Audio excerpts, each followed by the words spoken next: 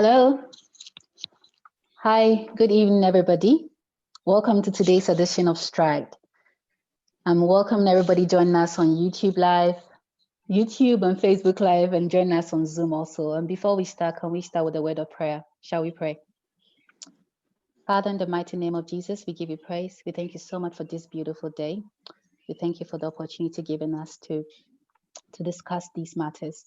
We invite your precious Holy Spirit, Spirit of wisdom, Spirit of truth, to come lead us and direct these discussions. May everything we talk about bring you glory, and may it help in advancing your kingdom. In Jesus' mighty name, amen. Amen.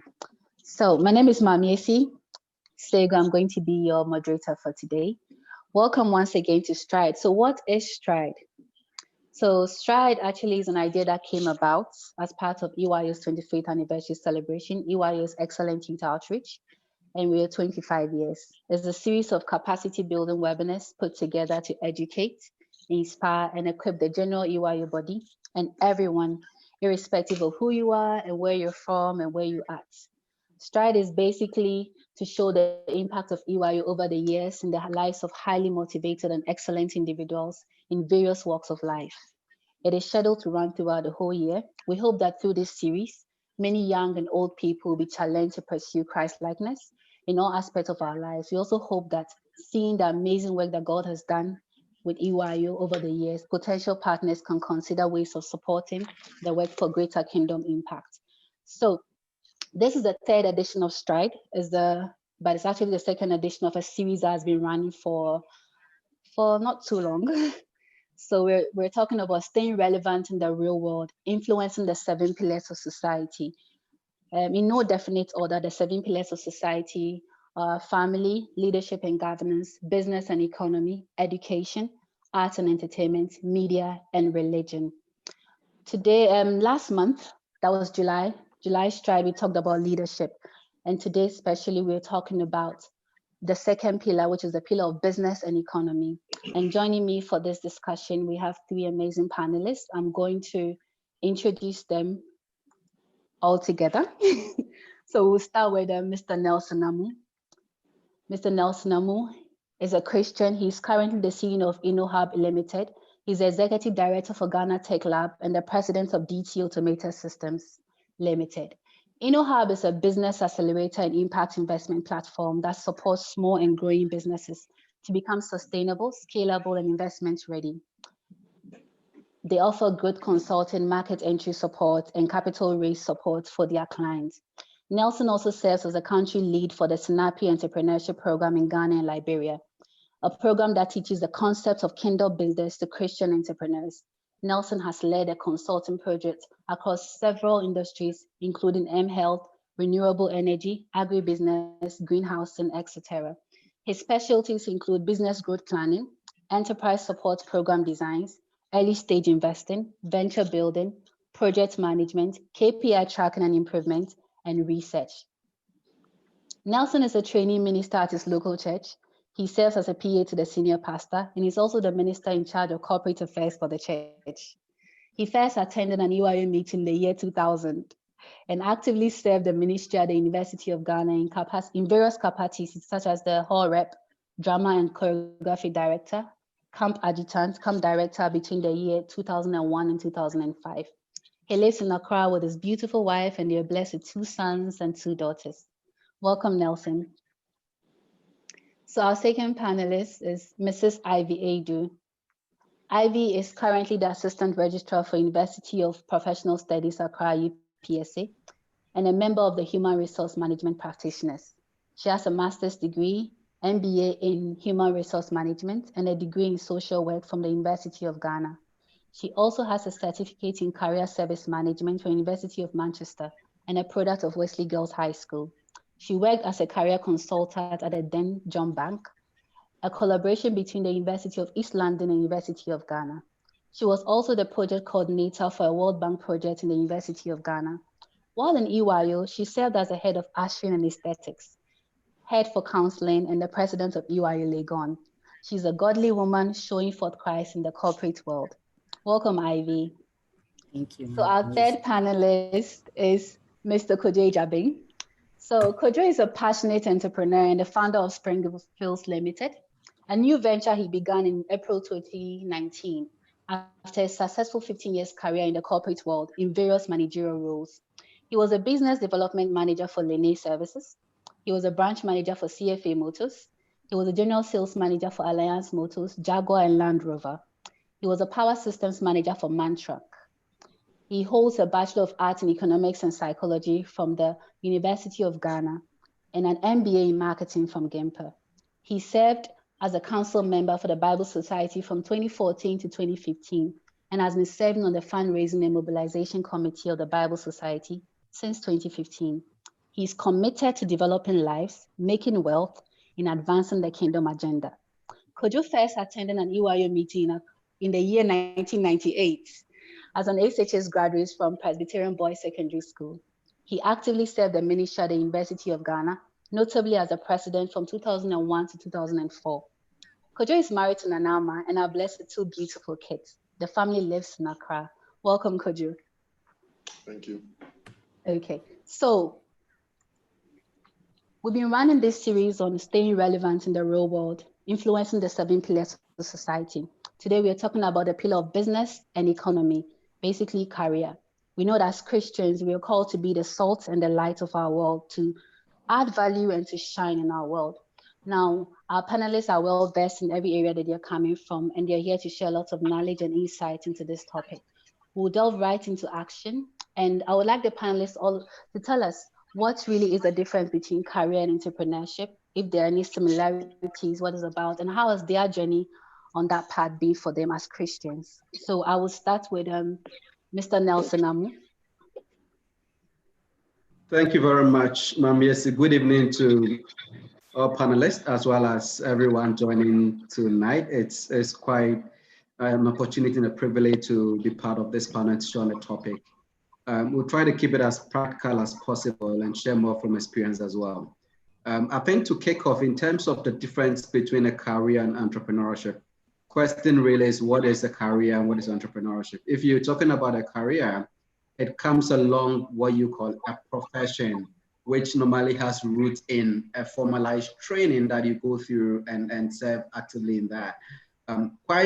Again, it could be quite different from what you would call a job, and people really take up various jobs which may not really definitely fit into what they call a career path. So a career path or career really fits along a professional pursuit backed by professional training that you go through. So you may have a career diploma, somebody who is a lawyer, a doctor, an HR practitioner. Most of these are career paths. Now, the point of diversion between a career and entrepreneurship, again, comes to what is entrepreneurship. Entrepreneurship comes to really identify an opportunity, a challenge, or a need, and then creating a business venture out of that with an anticipation of financial returns. As Kojo mentioned, he loves wealth creation. So if you're an entrepreneur, you have an anticipation of a wealth or career, creating financial benefits out of your pursuit. So career could be just working in any field, look for somebody. But if you are into entrepreneurship, basically you've carved the path of creating new ventures or creating opportunities with anticipation towards a financial return on that.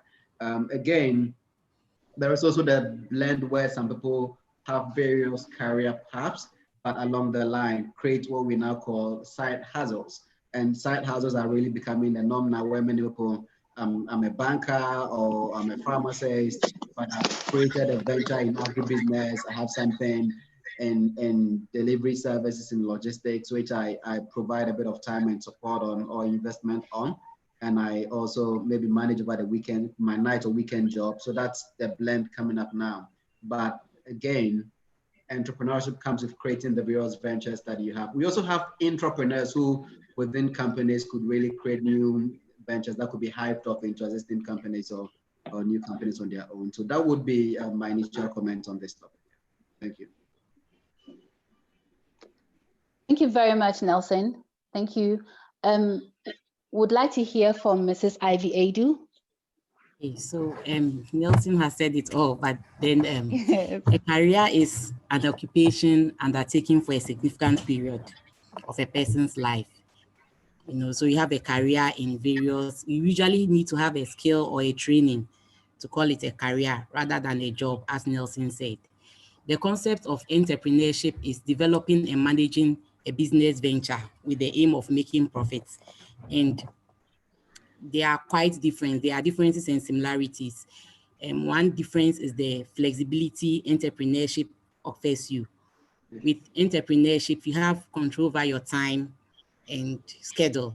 But with a career, if you're a worker in an organization, you have to work within the limits that your employer has given to you.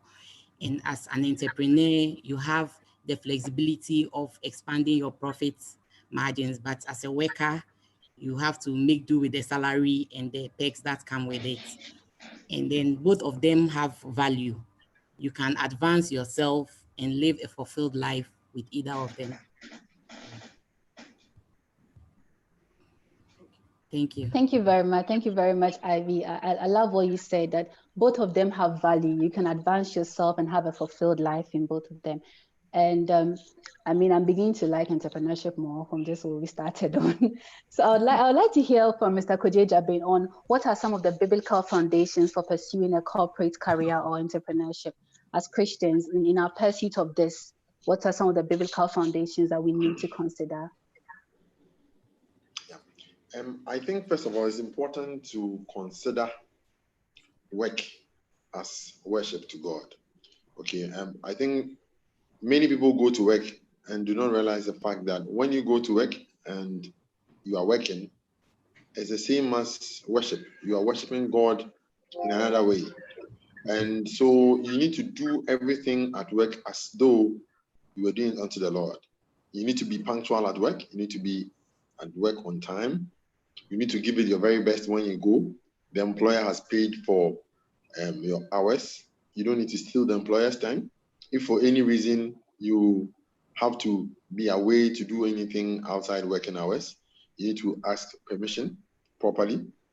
And then you also need to make sure that, and that's one thing I used to do, if for any reason you don't work for 8 hours on a particular day, you need to make up the hours. And that is one thing that most Christians miss out on. So you've asked permission from your boss, you went away for 2 hours, or probably you wanted to go away with your lunch break. There was a long queue in the bank, you took 2.5 hours. There are hours of productivity you need to put back into the work. Else the work is going to suffer and God is not going to be happy with you. And you need to be transparent. You see, at the end of every month, when you're getting your salary, it should have been that you have worked very hard for the money. There should not be any guilt in your heart that probably I didn't give my very best. And then God has CCTV cameras at work watching you. So just imagine that CCTV camera that you see every day that you know the IT guys have told you about. Imagine that there's one that God has at your workplace. Is there anything that you are doing that if the CCTV camera should show you out, you are not going to be happy with? Then don't do it. You need to give your very best. Many people are people pleasers. Many people want to do things to please the big man. But it is important that we do things not to please human beings, but we do it because that's the right thing to do. So, for example, if your boss is not at work, you should even work harder than when he's around. It shouldn't be that because your boss is on leave, so you go to work late, you close anytime you want, you give very minimal productivity. Because one very important thing we need to note is that as you are working, you are building your own foundations and you are building your own life. And the world has a way of paying you back, the world of work. And someday when you decide to launch out into entrepreneurship, like Nelson will tell you, you would realize that you are a product of how much training you've allowed yourself to receive. So I believe that it's always very important that Christians at the place of work should be willing and ready to always go the extra mile, even when nobody's watching. I remember my early days in a consulting firm, Linear Services. I used to work sometimes till 9 or 10 p.m. I have never recognized closing time at work. I believe that you close when the work gets done. So you should be that kind of person as a Christian who works to meet a target or works to fulfill a task rather than working because it's 5, so you've closed. Even if there's an assignment for you to complete, we could just take about 10 or 15 minutes of your time so that the work can be done and maybe a report sent to you. You don't leave it for the next day because it's closing time and you're going to catch a lift. No, there should be that level of commitment. And then you should be honest and transparent through and through. Honesty is very important. Sometimes people who do not know better, people who may not share your faith with you, are looking up to your honesty to have a reflection of the person that you claim to follow, Jesus Christ. So it is very important that Christians are honest at the place of work. And the Holy Book, or the Bible, is not just a storybook. The stories that have been told of the men of old are meant to be an example for us to follow. So I believe that the place of work, we spend so much time. Not many people have the privilege of coming to our homes. So wherever you work, you must depict Christ and be an exemplary person. You must be friendly. You must be supportive of other people. It's not just about the work, but you must have sympathy and empathy for people.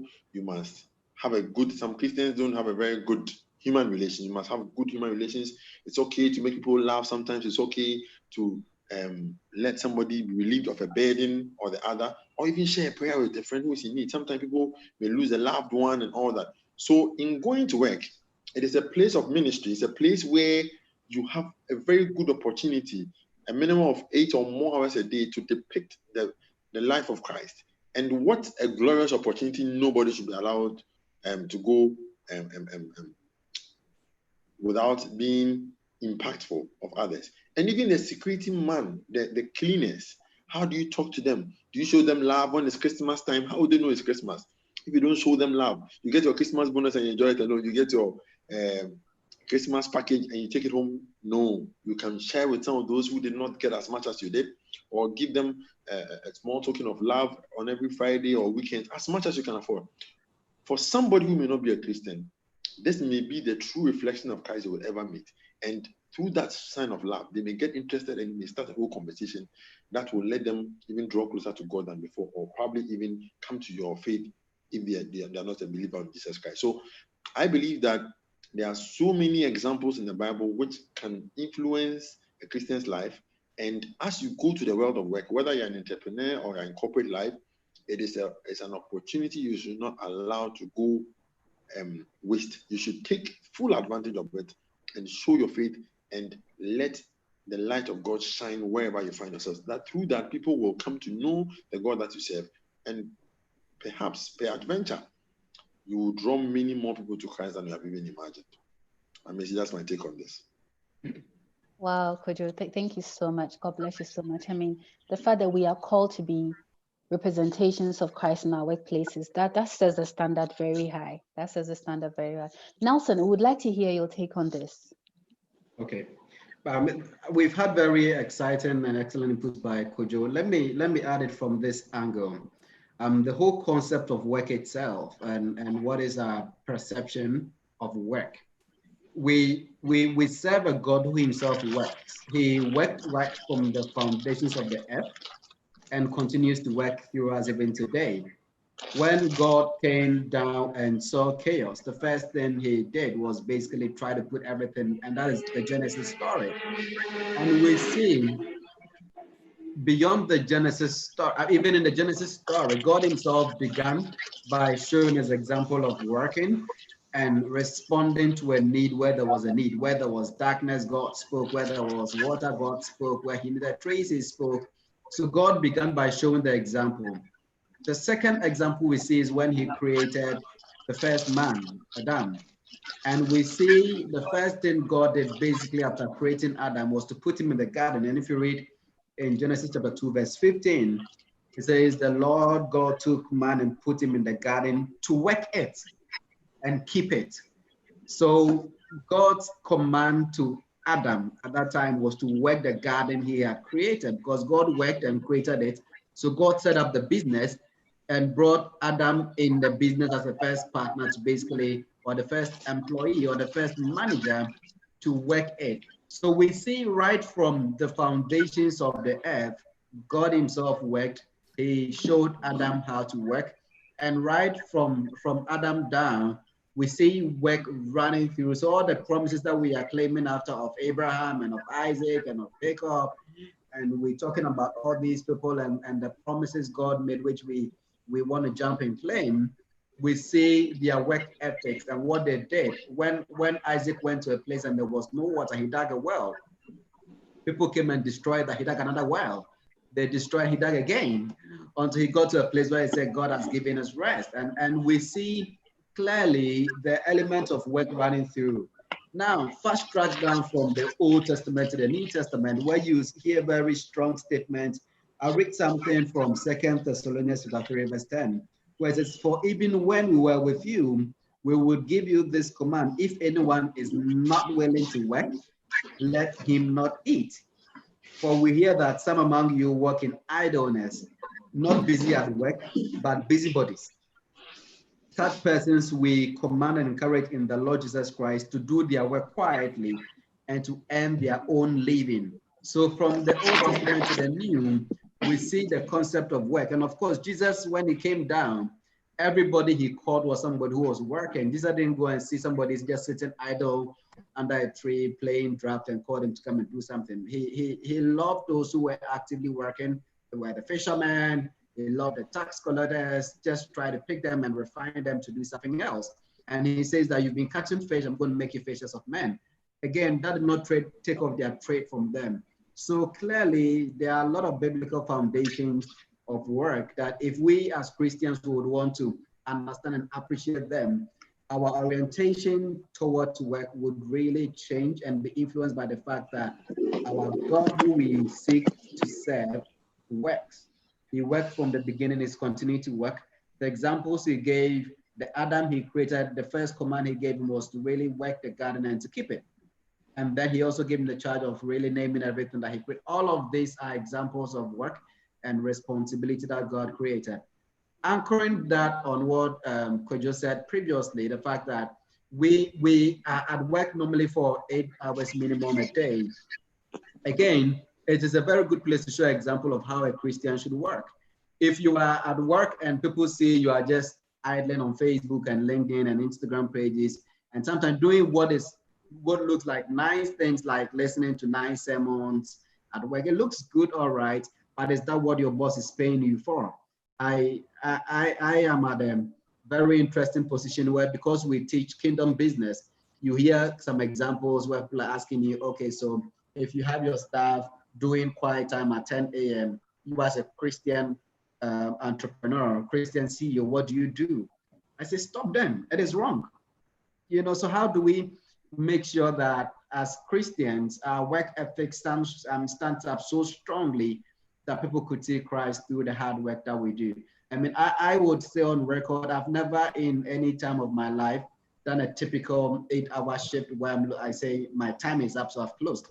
I would always, I mean, and before I started InnoHub, I know that, and my wife used to say, Charlie, the way you work is too much. You basically, even when you're home, sometimes you're working weekends, you're working, you travel and where I was working was an NGO then, where they didn't have enough money to pay huge per diems. I would travel to all kinds of countries, Zambia, South Africa. You really don't have much apart from your hotel bills covered and your meals, and you come with nothing. But I gave my all to this. And so when I started my business, my wife will tell you that the ethics that I exhibited in my former workplace, she sees like double of that in my business right now. But that foundation was laid. If you can't take care of somebody's own, you wouldn't be given your own. So as Christians, let's really understand that God we serve works. He worked, continues to work, would always work. He created man to also work the earth and to keep it. And we have the responsibility to maintain what he has done through the right work ethics as well. Thank you, Mami. Thank you so much, Nelson. I mean, this is really, really insightful to think that, I mean, we have been called to a higher standard as Christians in our workplaces. And Colossians chapter 3:23 says, whatever you do, work at it with all your heart as working for the Lord, not for human masters. So as Christians, we are not people pleasers. God has a CCTV camera on us, as Kojo said. He's watching all of us wherever we find ourselves. I mean, this brings us to our next question. You know, In the secular enterprise, we are called as Christians. We are in the world, we are not of the world.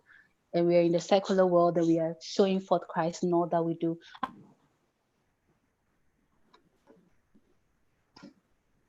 Are there some universal rules that govern the secular enterprise? And if they are, what are they?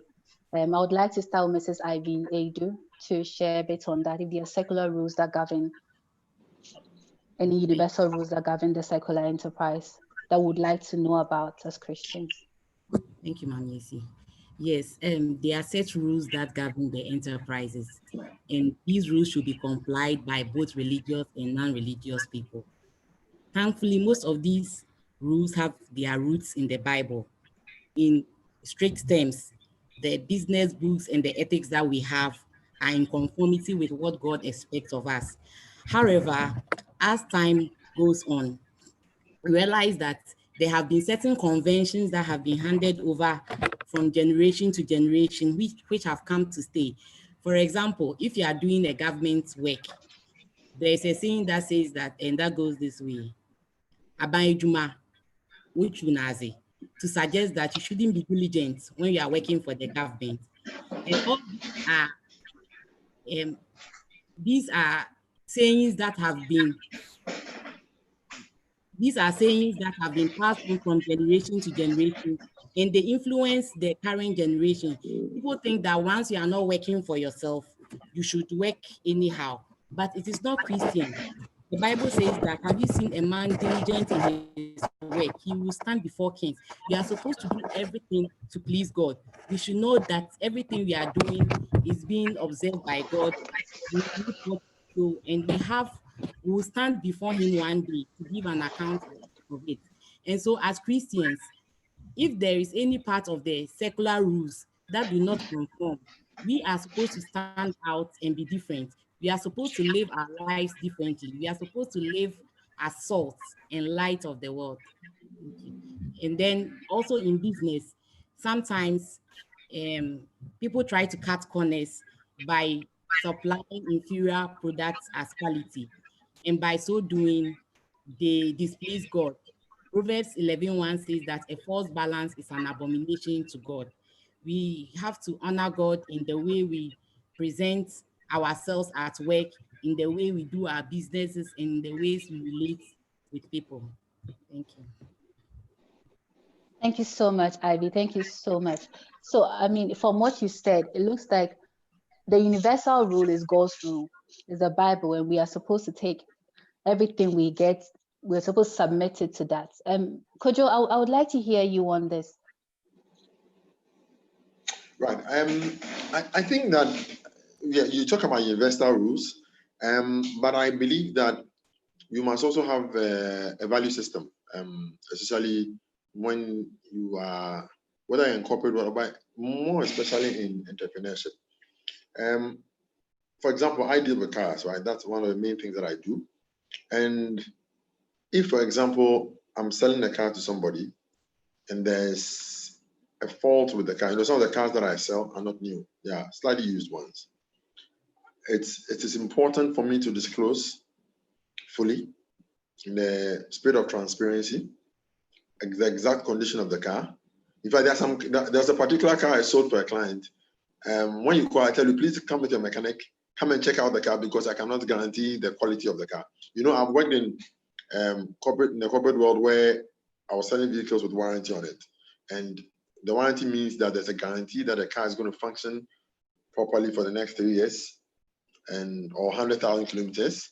And then the warranty covers you that if there's any malfunction whatsoever, the company that sold it to you is responsible. But when you're selling a vehicle on an asset basis, some people will just keep quiet about the problems and allow you to own it.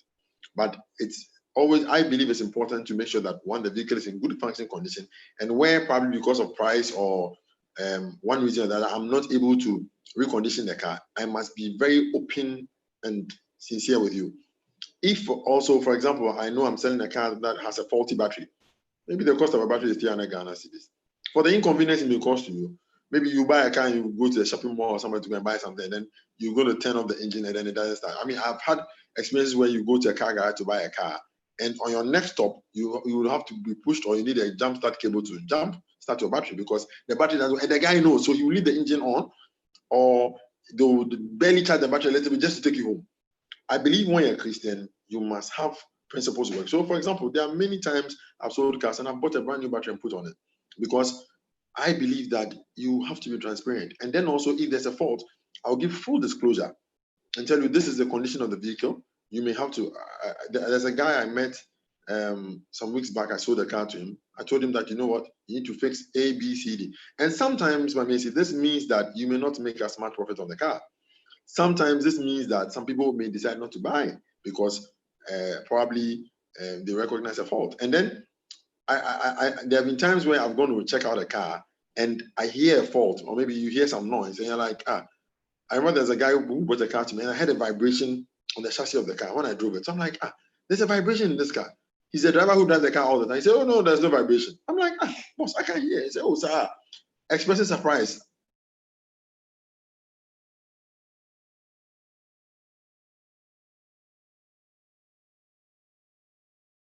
Apparently was hearing for the first time. Now I call this. I know the problem. It's a problem we've had before. So I'm like, so did this guy not know that you drive the car every day? Wouldn't you know that there's this problem of vibration with the car? And he expressed surprise. So it is always important to be very trustworthy. And then, there are times where maybe you may have negotiated on a price with somebody, and he may be paying you more than what you had agreed on for one reason or the other. I remember there was a time a client mistakenly transferred 5,000 cedis in excess of what he was supposed to have paid to me, and he wasn't aware he had done this. And I called him like, I think you sent me more than what we agreed. And apparently he had done the transaction the first time, and there was a mistake with it. But he thought the transaction didn't go through, so he had paid in excess, and I returned his money gladly to him, And then again, in the interest of accountability, for example, if you bring a car for me to sell for you, which I do for a lot of my clients, sometimes the client is not aware that you sold the car, but I make it a point to disclose to you immediately that I've sold the car, and then I also tell you that this is how much we got for the car. Maybe you asked me to sell the car for you for 100,000 cedis. Somebody's asking 90,000. I ask you if you are happy to go with it, and then I deal. The moment the transaction goes through, if it is within banking hours, I either pay the money into your account or transfer it, or at least I let the client know immediately. You see, so being accountable to even the people that you do business with, it's very, very important. And then there must be practicality. Sometimes somebody wants me to sell a car for so much, and I'm like, this car is too much. It is not practical per the rules of engagement. Or if somebody was not, probably somebody were not as well versed into cars as I am, if I sold Namesi a particular vehicle that is on the market for, let's say, 50,000, I sold it to you for 70,000 because you didn't know much, or somebody wanted me to sell their car for that. It's not practical and it's not fair to you. So you must also be very fair to your customers, to the customer who is trying to sell the car, and to the buyer, to the unsuspecting buyer. Full disclosure is very, very important. And then whatever your pricing is should also be competitive. Competitiveness is important. You may be a Christian who is selling things. Your pricing may not be competitive, so you put your goods on the market, and nobody is patronizing it because you are not competitive. If it means that where you are getting your cars away from is too high, you need to talk about it. Sometimes, let me give you an example. You may have a car that was bought brand new from the showroom, has been very well serviced, very low mileage, it's in impeccable condition. So the price of this car may be higher than going market rate. That is fine. That makes the car a bit unique, and it is value for money. But there are times where there's nothing exceptional about the product, but it's just outrageously overpriced. It is important that you're competitive because it will affect your results. You spend a lot of money in marketing that particular product, and nobody may be patronizing it. And then people don't feel that they've gotten a good deal from you.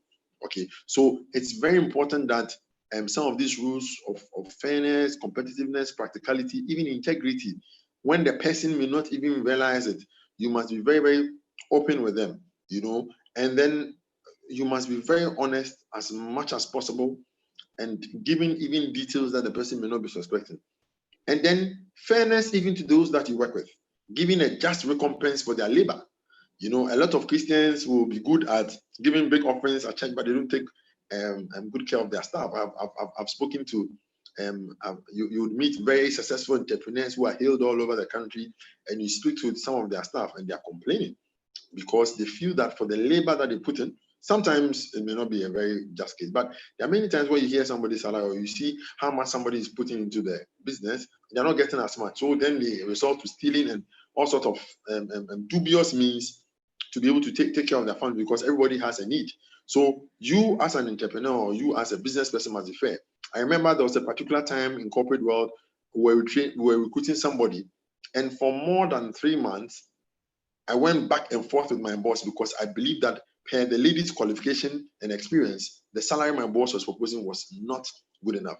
My boss's argument was that the other people who were on the same scale who needed to have been, who were not being paid as much. And I was like, no, this with this skill set, she deserves this amount. So over 3 months, in fact, I think after about 4 months, we finally recruited a lady and paid her a very good salary, and she was very happy. And she turned out to be one of the best people who ever were employed in the company, doing exceptionally well. So we even need to be fair when it comes to wages and salaries. Sometimes you are in a position to influence somebody's remuneration. You must give them a good just recompense, because these are rules that should guide the way we run our business and even the way we behave in corporate world. Sometimes you have a manager who thinks, oh, you don't want anybody to be anywhere close to you, or there's somebody's promotion and you're not allowing the promotion to happen just because you feel that they'll be coming too close to you, or you are not allowing them to also move to the next level. It is not right.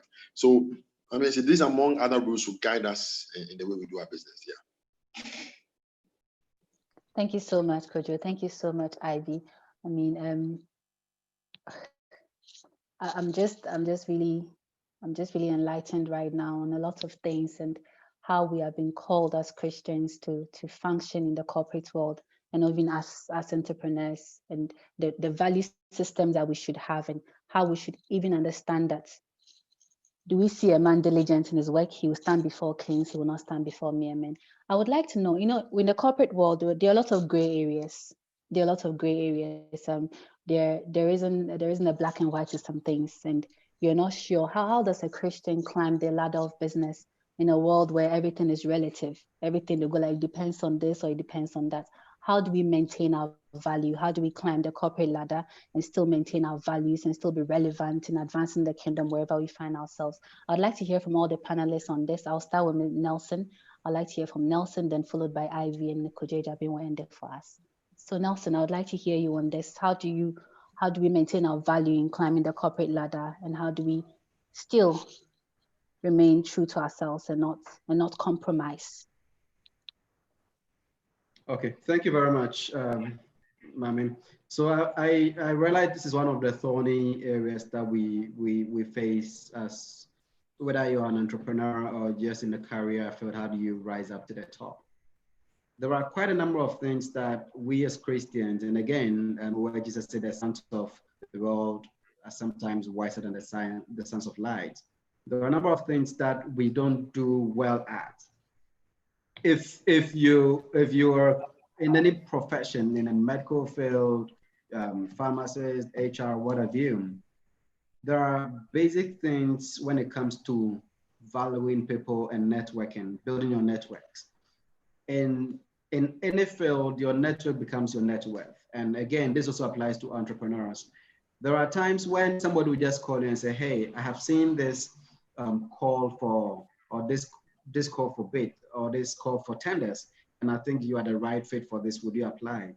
The person only calls you because they know you. Again, at a point when I decided I was going to set up InnoHub, I was actually in Morocco on a program. And this program only happened because one of my lecturers from my master's degree in London basically recommended me and told them that I know this gentleman who can do this. I went for this program. Before I went, they told me that this is purely pro bono. They don't pay you, but at least they're going to give you your first class ticket, your 5-star hotel, everything is sorted, apart from they paying you. I looked at the value of the program in terms of the profile I was building for my business. And then I took up the opportunity and said, yes, I'm going to do it. Before we even went to Morocco, they selected mentors across the continent. And for me, I was requested to coach about 50 people. By the end of the day, I coached about 250 people, so 200 extra plus. And this was a job I was not getting a dime for, not this one, into my account for this. But I created enough room and gave it so much that they opted to get me as part. I wasn't part of the team to go to Morocco for the final event. I went for this, and whilst on my way back, I got a call from a friend in Ghana, and she says, "Hey, this company is calling for consultants to do this, and I know it's part of the things you want to do. Do you want to apply now?" And that, again, I applied, and that became one of our biggest source of contracts at that stage of the business. This was because of the networking, and there's something the world does that we don't do. There are a lot of positives out there that we can pick. People don't always, it's about what you know or whom you know. Really, you can also go out to know people. When it comes to networking, it's not always about getting out there to do the wrong things, but there are events, networking events that we organize that we can get into. The gray area sometimes comes into if you're a business owner and you are bidding for a contract and you are told, okay, these guys are going to ask you for a bribe, what do you do? Again, I was bidding for a project that was about $1.2 million. It was our biggest project we were bidding for at that time. And it was for a government agency managing for the World Bank. At the time we were bidding, and again, we didn't qualify because of the amount of money they required you to have made revenues of about $5 million before you could apply for that. But I told my team, the best they can do is to say, no, we don't qualify. And if they say no, we don't lose. We put our bids together and we brought on another partner who does similar thing. We did a joint bid. And by putting our revenues together, it got close to what they were asking for, but it wasn't exactly what they were asking for. Interestingly, on the bid opening day, we were the only company that put in a bid for that project. So, and they couldn't open up the bid for more people to come in. So eventually, by default, they had to just come in and do due diligence on us to see if we qualified. Before I did, people were saying, Charlie, these guys, you have to pay a bribe. I did not pay anything to anybody. I won the contract. I did another job with another client who I recently told, hey, I want to expand to this country. And I told this guy about 4 weeks ago, and he says, by the nature of your diligence and your excellence in delivery, we can vouch for you going to this country and we can give you contracts in that country so you can execute.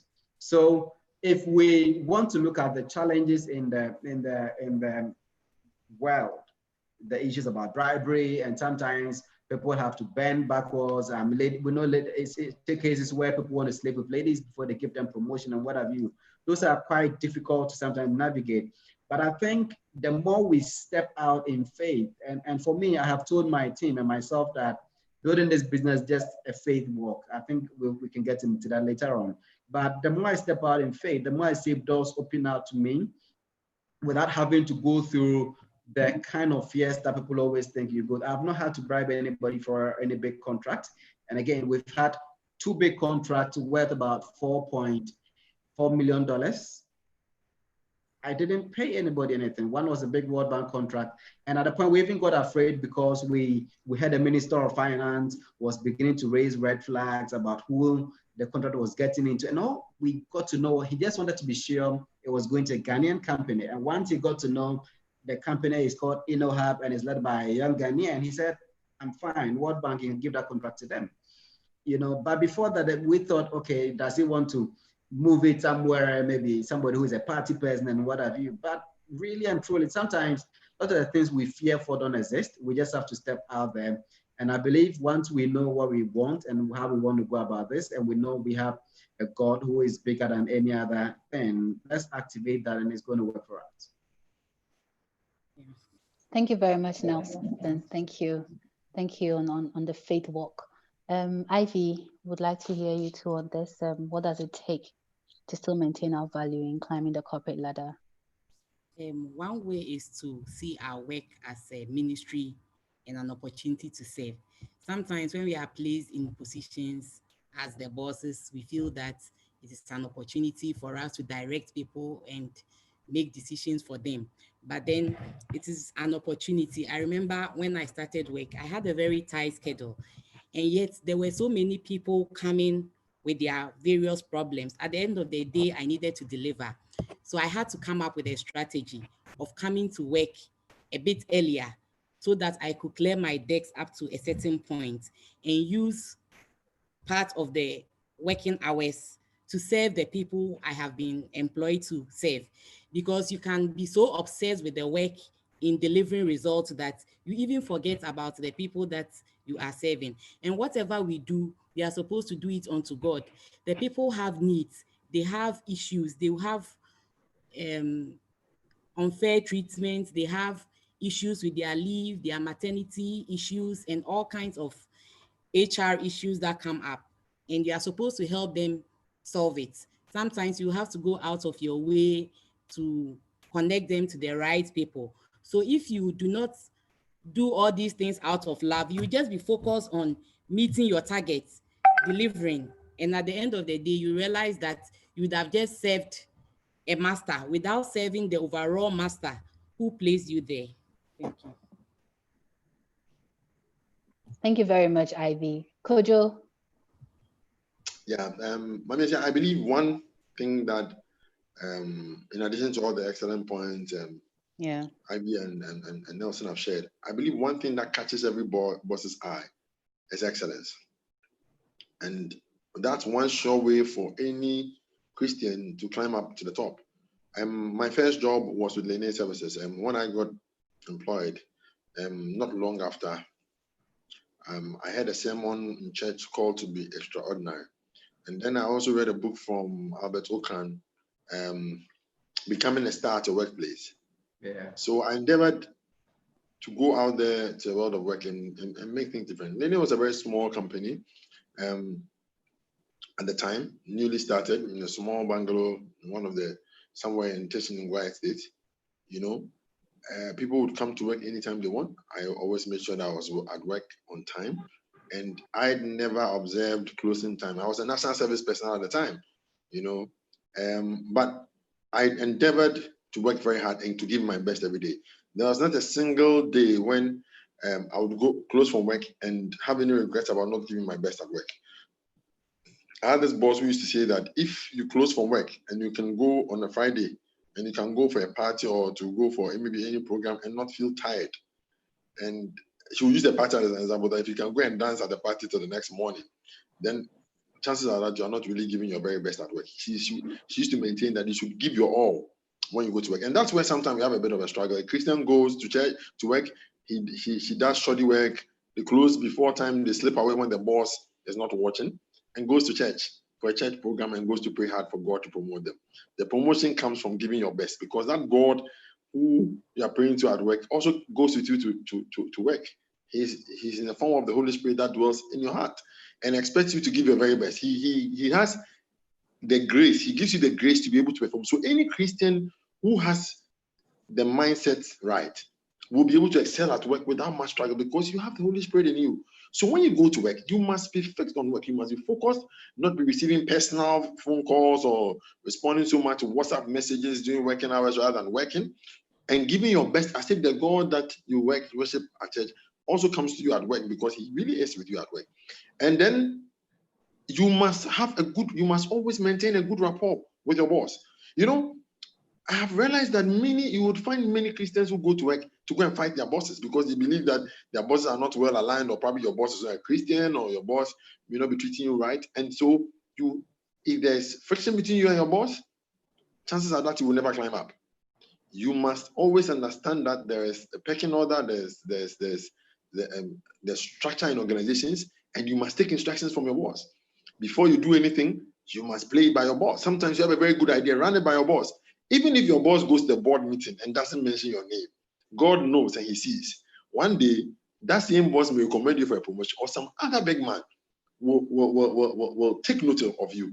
So life pays you back, but don't jump the gun before your time. It's very, very important. So you must have a good rapport with bosses. You must you must understand how to get your colleagues to help you to achieve your target.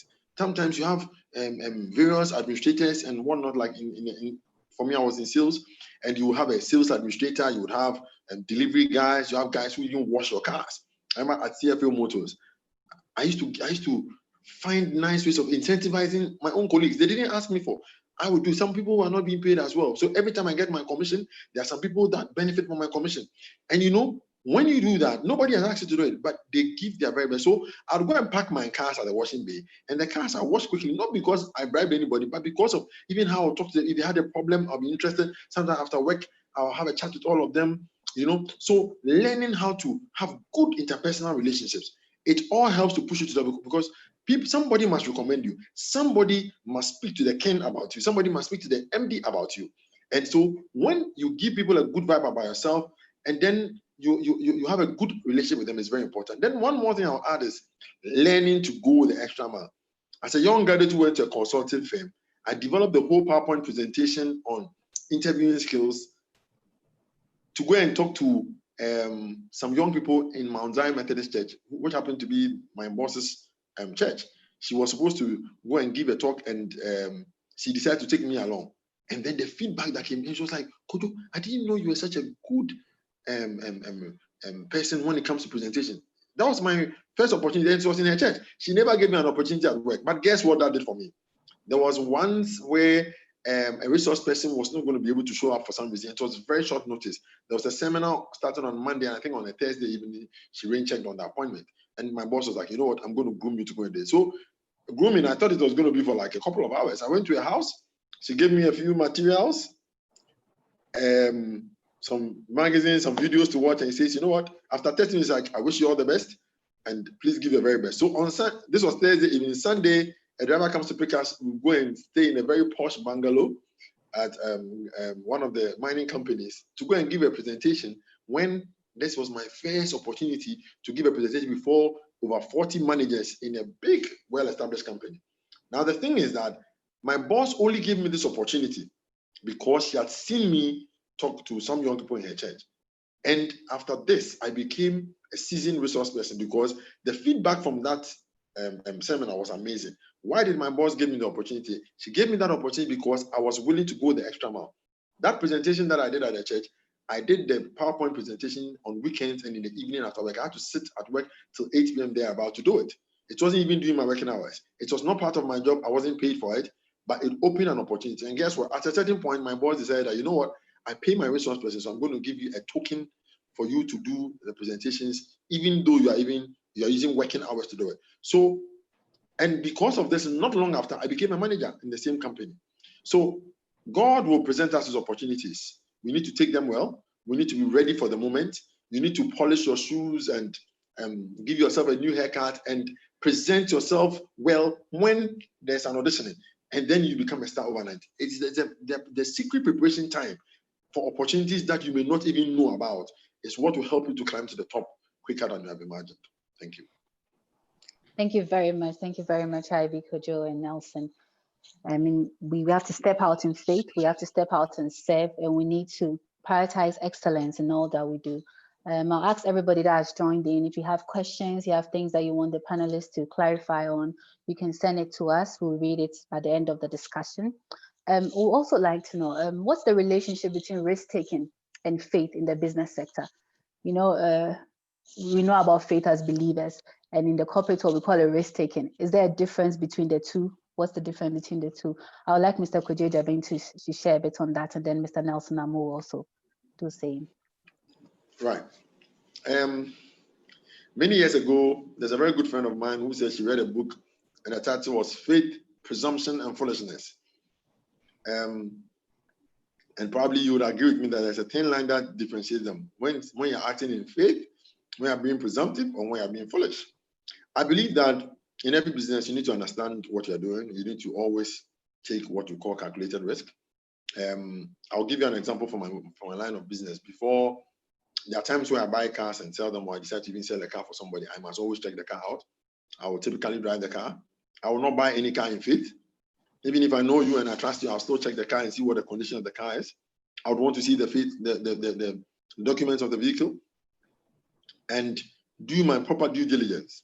I may know you and I may trust you, but I need to know, because there are rules that govern every business transaction. And nobody is going to buy a car in faith that, oh, Kojo has because I know you, the vehicle will have the documentation. If the documents are not in place, there are times where people have misplaced the documents, or, oh, I've forgotten, I bought this car from a bank and I've not done a change of ownership. Somebody will buy that car, and the next time they will bring policemen to your office because you sold the vehicle that doesn't have document. And then again, there are times where you even need to pray and ask God to lead you. There are some times where the deal looks good, it sounds good, but there's something. I remember there's a guy who came to my office and said he wanted to buy a car. We concluded a transaction. He promised to bring the money the following week. Then one of my staff said, there's something about this guy that doesn't feel right to me. And lo and behold, he kept giving excuses. A week's time, 2 weeks time. So we waited for him for about 2 weeks, and I'm like, you know what? I'm just going to sell this car. So I prayed and I found somebody to buy the car. And then he came and said, oh, his money is ready. And I said to just play along with him. He never showed up with the money. So either he was a confident trickster or something of that sort, I don't know. But I believe that every job has processes, and you must always go by the process. Faith is good because faith can sometimes stretch your imagination and let you try new things. But I believe that if you're a businessman, you should be governed by principles of your Christian faith as well as principles of business. And even when you want to act in faith, I believe that it's also very important to sometimes exercise caution in doing business. I have sought the services of a lawyer to draft agreement for me. If I do any business transaction with you, you will sign, because maybe tomorrow you may have forgotten. If you come to even ask me for a loan or there's any business transaction between the two of us, we put pen to paper and we sign for it. It is very important so that you do not expose yourself unduly, because some people will take advantage of you in that sense. But there are times also where the world says this is not going to work. Nobody believes you. Like, I started this business as an act of faith. I went to ask for an office and I negotiated a rent when I didn't have any money to pay the rent. That is faith. And I believe that God that I serve will show up and give me money to pay the rent. That is faith. It's not presumption. I had not yet occupied the office, but I went and I agreed on the fee, and then I started praying and believing God. Of course, I started a business and I know how to make money. So by the time that it was due to pay the rent, God showed up. I remember I was supposed to start the office I got. I was supposed to start paying the rent in January, and on 25th December, I got a car deal. 25th December, Christmas Day of all days. Somebody said, I want to see this car. And 2 days after, the person paid for it. And the commission the client paid me for it is what I used to pay for my office for the first rent. So there are times where you need to act in faith. You need to move. Because, when you allow all the floodlights to come on and the referees on the pitch and the players are there before you believe there's going to be a football match, it ceases to be faith. There are times where you must be training, even though you don't know where the football pitch is and there are no floodlights. You must be just training and acting in expectation. So we went to church to pray for the rains to come, and somebody came with an umbrella. He is a man of faith because he knows that the God he's going to pray to will answer by rain. And so he has to have an umbrella to protect him from the rain. And I believe in that. So I believe in faith. I believe in sometimes taking the lead and knowing that God will come along. But I believe that it must be contextual, and every risk that you take in business must be calculated. So I may sometimes risk giving somebody a car on credit, but there must be a credit agreement. If Nelson bought a car for me, even though he's my friend, I'll still sign an agreement to show that Nelson has paid me 30,000 cedis for the car. It is 50,000 cedis worth, and he's going to pay me the difference in 2 months. And then we sign, and he gives me a check or something like that. So I trust him, I have faith in him, but by due process of business, there's documentation. That is very important. So there must be a balance between these things so that you do not expose yourself unnecessarily, and you also don't act like a novice. So business has principles, and we must work with those principles. But there are times where our faith in God will propel us to do things, and that is where the excellence comes in. So that you do things, and the world wonders how you went, because there's a certain God who gives you an assurance in your heart that He's with you, and sometimes even in spite of many obstacles or things people have called impossible, you will still act in faith, and God will come along with you. There are many people. I mean, Nelson is a very good example. He is a very good encouragement to me that he acted in faith in so many ways. And I was like, wow. And before we knew, he had a whole World Bank contract. That is the kind of God that we serve. And sometimes by just looking at what God has used other people for, you can believe God to come through for you. Thank you.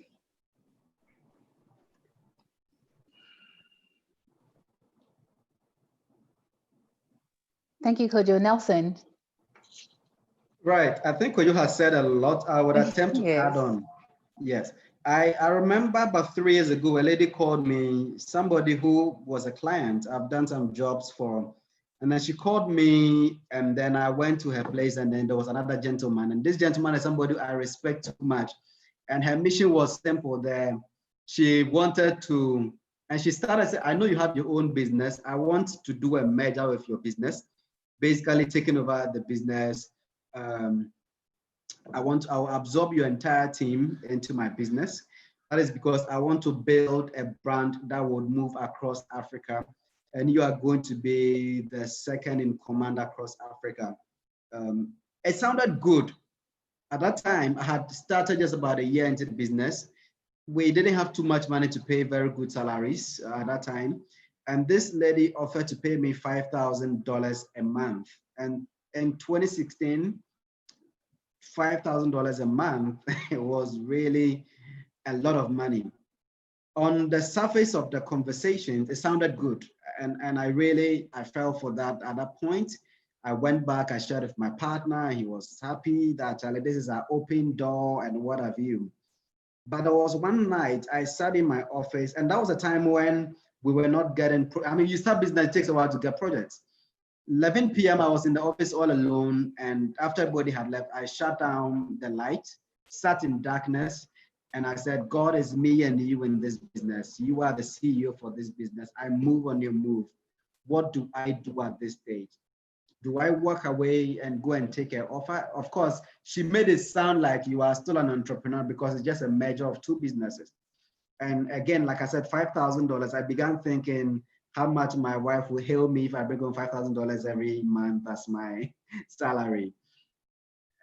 But after a while, things were not just checking within me. And so I had to call her negotiator and I said, hey, boss, I think I like the offer on the table, but I want to skip it. And he was shocked. And he drove to my office when I called him and said, you can't walk away from this deal. And this lady you're talking to is getting some money from Canada and is and she can pay you even more than the $5,000. Your whole team is going to be excited and all that. But I had to just let it go. And that is because within me, I knew what God had said. And I went to him in prayer and made a decision based on a conviction. I had to share with my team that we are not going for this offer.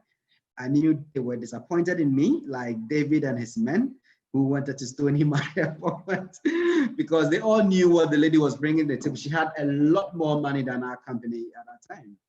And they were like, okay, if you say so, we will stick to that. A few months down the line, that's when the conversation came up on a big contract.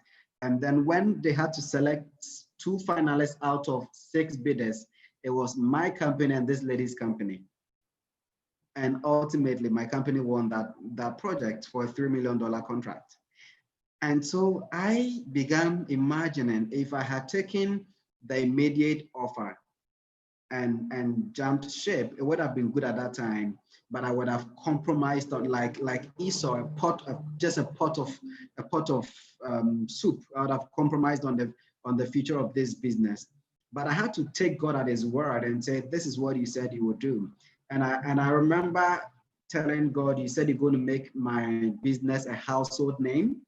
And I reminded God of some visions and prophecies and dreams I have had. And so to God at that word.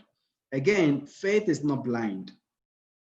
I had a sure word of God, but there are a number of things that you would want to do if you have faith. I will start again. In faith, you have preparation. You need to prepare for the journey like David was preparing on the backside of the desert. As much as he was anointed, he went back and kept building on himself.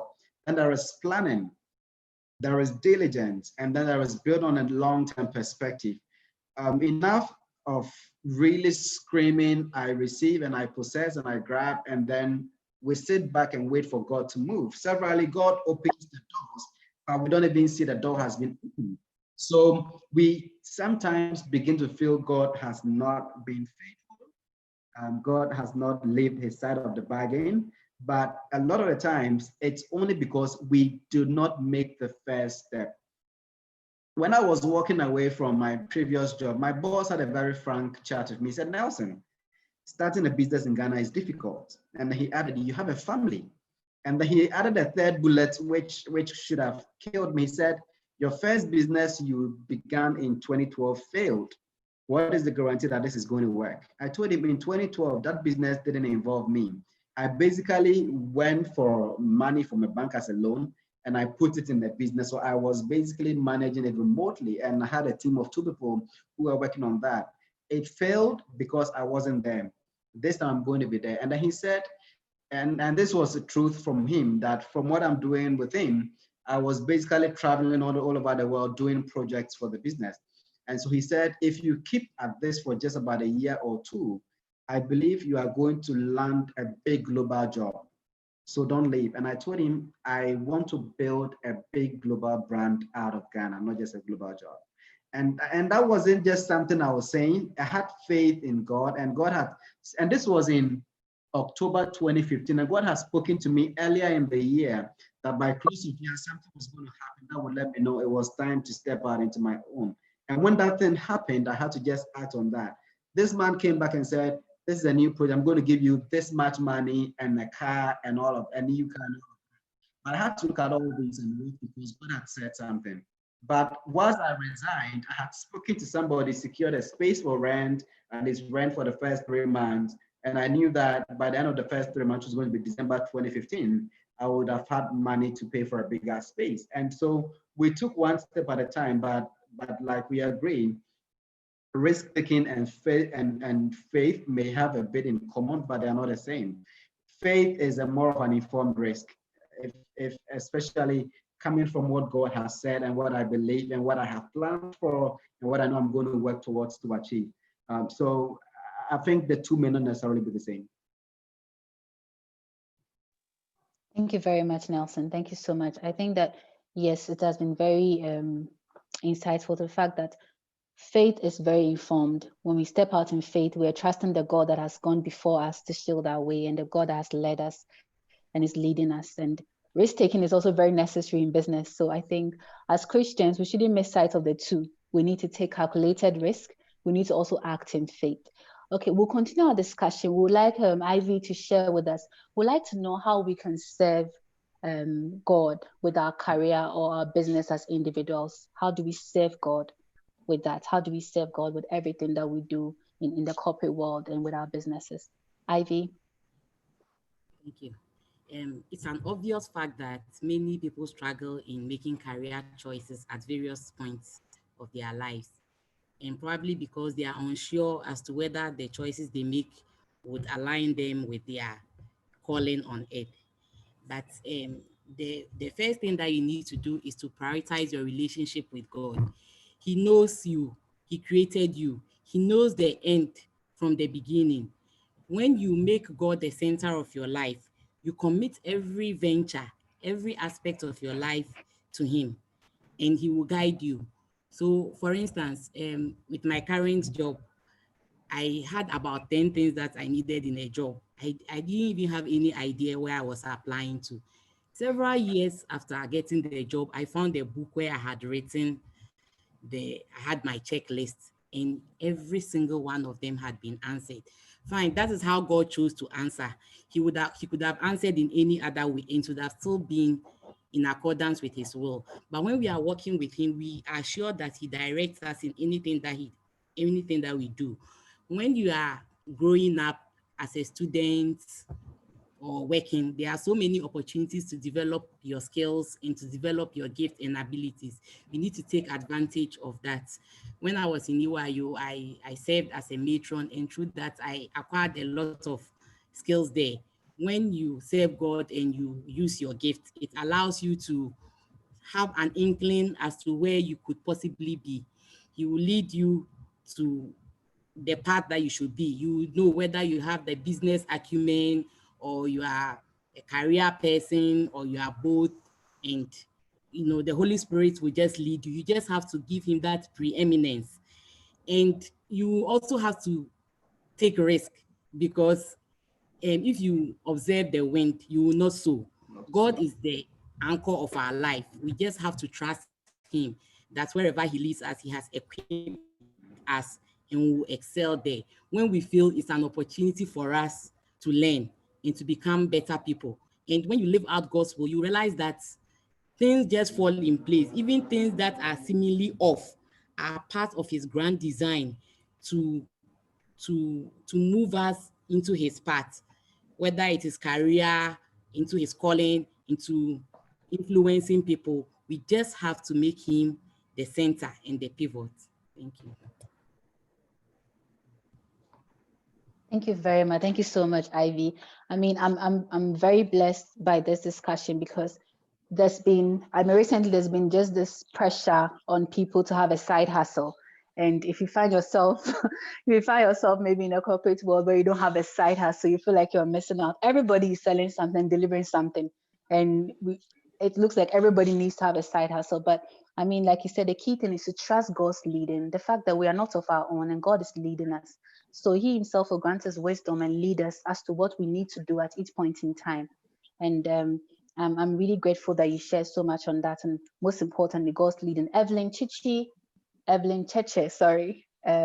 shared something beautiful on the page. And I think that I would like to read it to us. She talked about the fact that the key principle is to listen to God always and be sensitive to his promptings. The wisdom of God is prominent and it is able to distinguish between faith, presumptions, and foolishness. And I think that we shouldn't miss sight of that. That listening to God is very key. It's very key. It's easy for us to step out in foolishness because we are not listening to God. And Nelson talks wonderfully about how he sat in the dark, God one-on-one. You had to see you when you move, I move.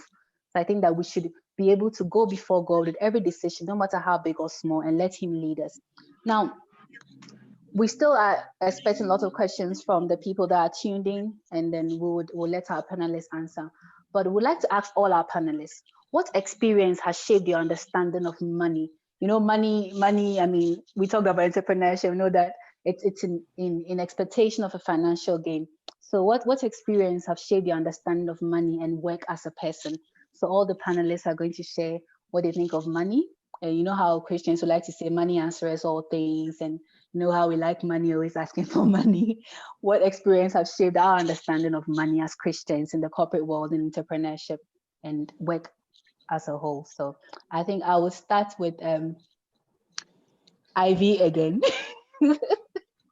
And then Kojo will continue and Nelson will end. UIU was one of the resources. There were a lot of seminars and resource persons were brought to educate us and to tell us about money. And then growing up, I had mentors and then I read books that made me appreciate that money is not just physical, it is the end. The value of money is not necessarily the amounts, the face value that you see, but for what you are using it for. So, you know, there were a lot of mixed feelings and misconceptions because they were all different. But as I grew up and started handling money, I came to appreciate the value that it has, in the sense that when God blesses you with money and you give back to him, he multiplies it for you. When you are a good steward of the little that he has given you, he multiplies it. All the money that we have are gifts from God. He owns everything. And when we acknowledge that fact, that our career, our work, our employment, our business, they are all true. We have what it takes, as it were, to be in that position. But there are several other people who may be better than us, who are not in such a position. So it is an honor to God to be rewarded with money or to create and make money. And you use that money, you give it back to him in various ways, by helping other people, by contributing to his work, investing, saving, using it for our family. You know, you just have to understand and use it well. We are stewards of the money. We need to tithe. We need to actually acknowledge that all money that we have is from God. So basically, that is how I formed my values about money. Thank you. Thank you. All money that we have is from God. It is not your money. You don't choose what to do with it. Let God lead us in spending the kind of money that He gives to us. Now, Kojo, would like to hear you on this. Over the years, I have come to believe in the blessings of God that maketh rich and added no sorrows. It is very, very important. The first boss that I worked with always used to say to me, Kojo, anything that will cause you not to have a good night's sleep, anything you do at work that will cost you a good night's sleep, don't do it. It's not worth it. And I believe that for me, it is God that blesses us with money. I have, even in corporate world, I've seen the blessings of God that has made me have a salary jump of more than 400%. There was a particular job that I got between the last job and the next one, because I served faithfully.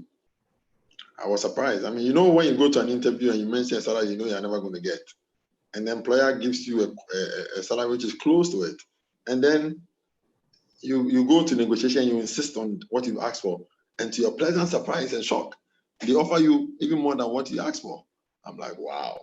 You know, I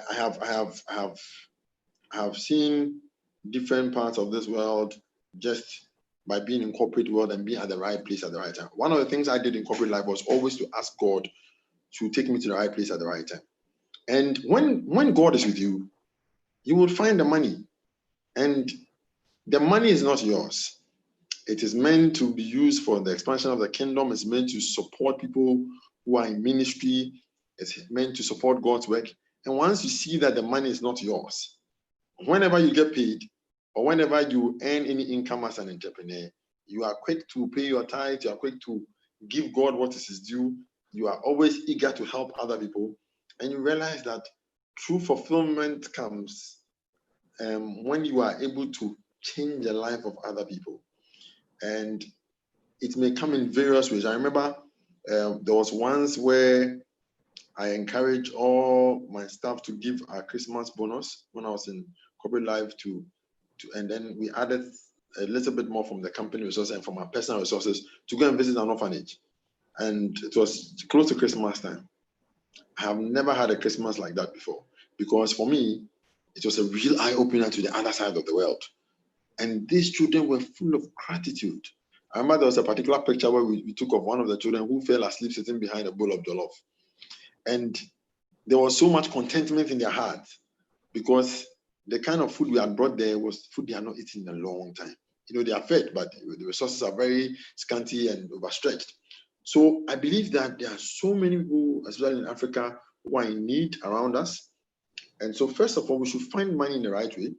But more importantly, we should understand that our money is God's money and it's supposed to be used to do God's work. When you understand that, then God himself will ensure that the well from which you fetch, or the spring or the cistern from which you fetch, will never run dry. And that God is a faithful God who will always ensure that you have more than enough, because he's a God who gives bread to the eater and seed to the farmer, and he will ensure that you always have a lot to share. So I believe that Christians must learn to be generous, and it starts from the right place of work. I always maintained when I was a sales manager or sales executive in various places that there are so many people who help you to sell a car, or there are so many people who help you to make your work successful.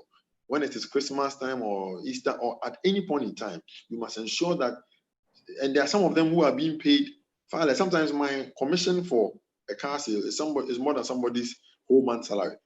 So what prevents me as a practical Christian from sharing part of my commission with them, even though nobody expects me to do that? But why not do that? As a manager, why not ensure that cleaners and people, drivers who may have challenges, one here or the other, why don't you ensure that you help them? There are times where people walk to my office and ask for a loan, and I'll give them the money and say, you know what, this is a gift. I remember there was a guy who came to ask me for a loan. It was a very meager amount of money. He said, boss, I'll bring this money at the end of the month. I said, you know what, I'll bless you with this money. Please take it. He was going to use it to buy medicine for a child who was in the hospital. I'm like, you know what, I'll bless you with it. And the blessings they pronounce on you, it works. So I believe that we must understand that it is God that gives money. Then again, there are some deals I always walk away from. I mean, as a businessman, there are some cars I will not sell. If your car is faulty, I'll tell you, you need to fix this car, otherwise it will not be under my watch. It needs to keep behind the as the accounts will say. I don't go chasing after every kind of money. And there are times where I even to do things pro bono. There are times where I mean, for example, as I speak to you now, there's somebody who's owing me, but the person is going through a very difficult time of their lives. And I'm like, you know what, I'll give the person time to put themselves together. So you shouldn't be that kind of ruthless salesman, businessman who would claim your pound of flesh no matter what. There must be a balance, and you must understand that because it is God that blesses you with money, even when people are owing you money, and for some reason you show some kind of mercy, that same God is able to bless you back with the money.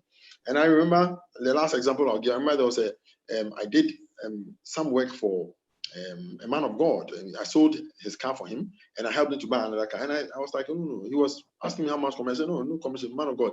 Just pay me with prayer. Just bless me with a word of prayer. And the man made declarations into my life. Nelson, I kid you not. I saw so many breakthroughs within a short period of time just because I refused to take that particular commission. So, and yes, Christians must understand. We young people of this time, we must understand it's not everything we do for money. There are some things you must allow God bless me to be the payment that you get, and allow God Himself to bless you. So, in our pursuit of trying to make money and trying to become wealthy, we should be careful that we don't go chasing after every money, but we let some godly principles govern us. Of course, sometimes a workman, or most of the time, workman deserves his wages, and you should not be afraid to write your invoice and collect your money. But I'm saying that there must be a balance. And whatever God blesses us with, after we have fulfilled all righteousness, in terms of tithe paying, in terms of showing kindness to people who are needy. And I always say to people, as a Christian who is working in corporate world or who has a business, there should be a widow or an orphan or somebody you are helping through school or somebody you are helping in one way or the other. Don't get your salary and just enjoy everything to yourself and with your family. No, you must be blessing other people. If you do that, God Himself will watch over your work and will ensure that you prosper in all that you do. And that is something the Bible has given, so that if you take care of widows, orphans, people who cannot pay you back, it is God Himself. It says when you give to the poor, you lend to the Lord. So these principles should govern us on money, and should govern even how we spend our money and where we even put our money. And we should also understand that not all the soils are the same. So we must plant on fertile soils that will reap us a bountiful harvest, because we are doing it unto the Lord. And we don't even expect anything in return. Even if God was not going to bless us, we must still do it. Amen. Amen.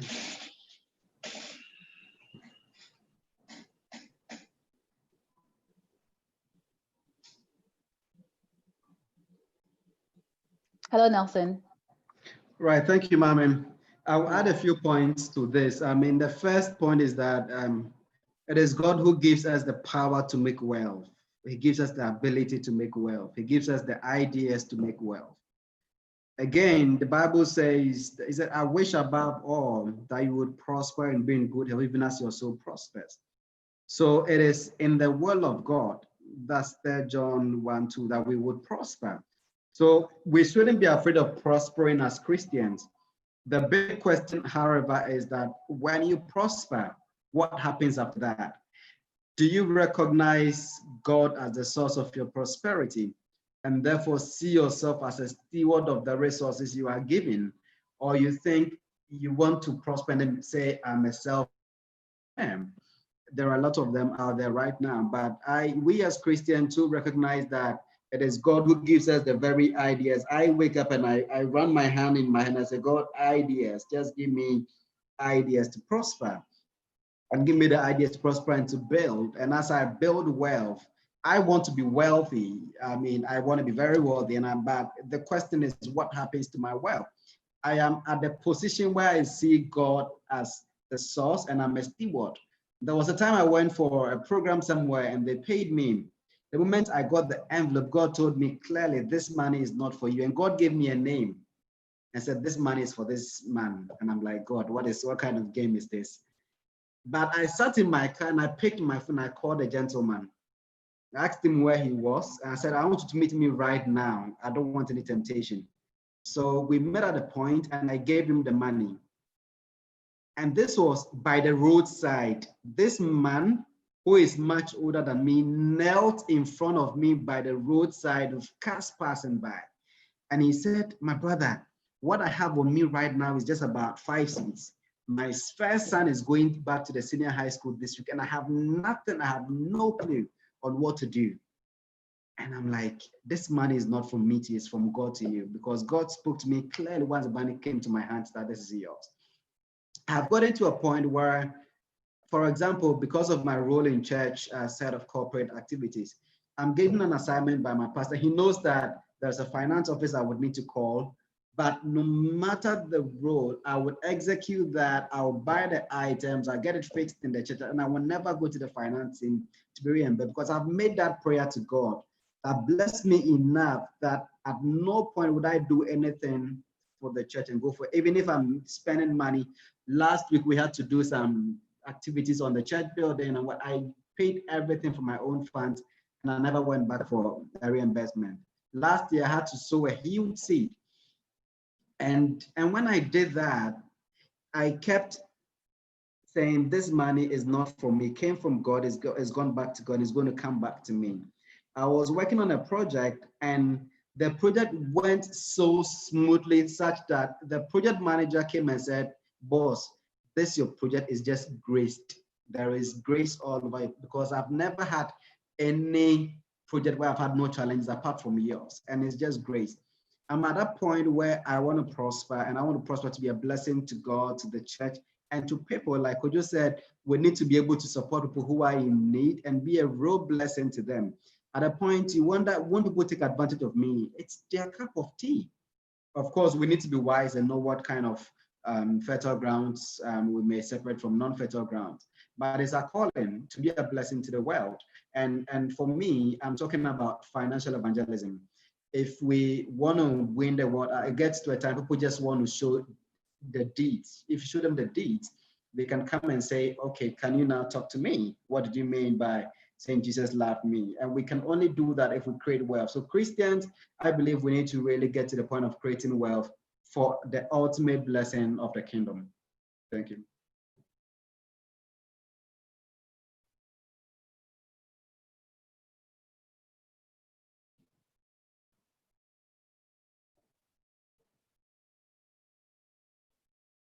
Thank you, Nelson. Thank you so much. Thank you so much, Nelson. Thank you, everybody.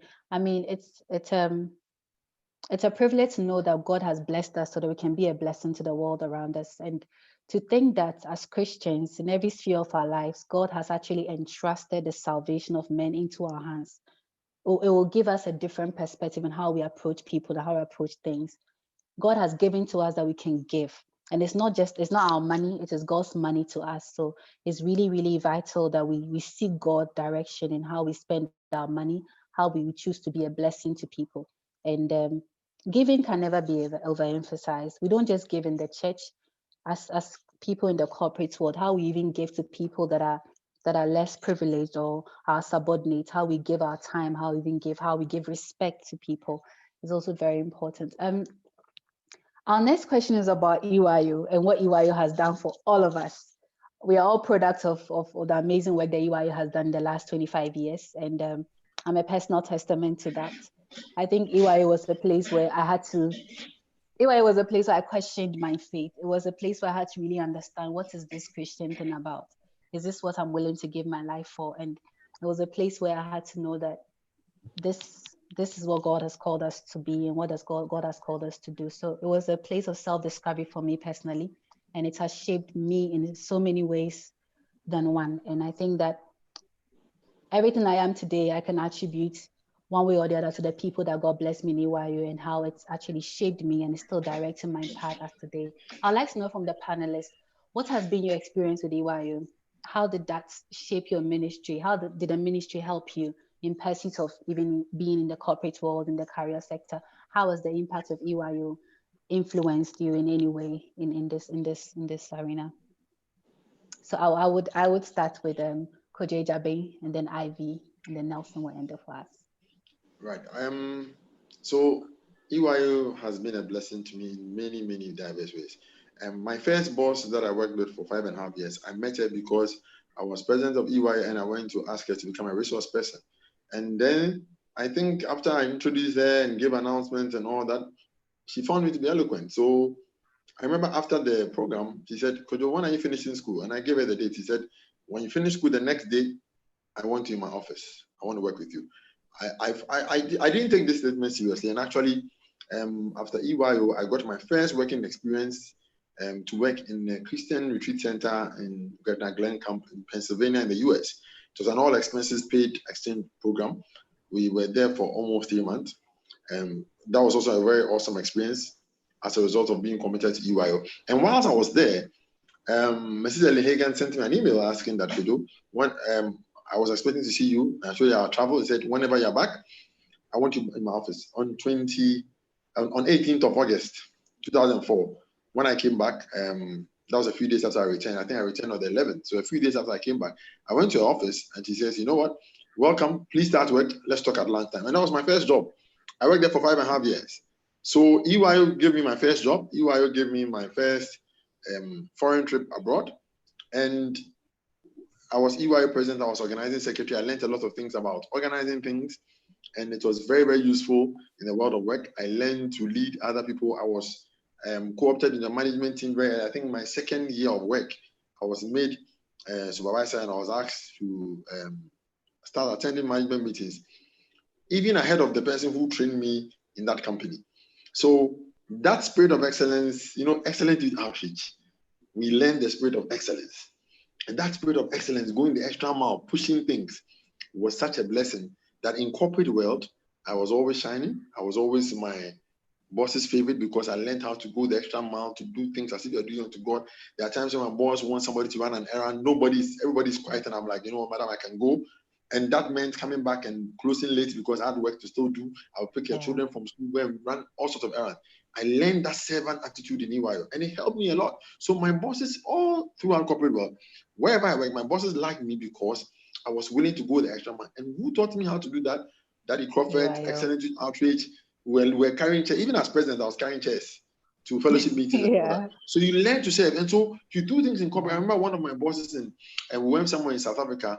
And then we traveled somewhere, and I carried a bag because she looked a bit tired. I carried a bag. She was like, I've never had anybody help me with my bag the way you have. Is this what happens?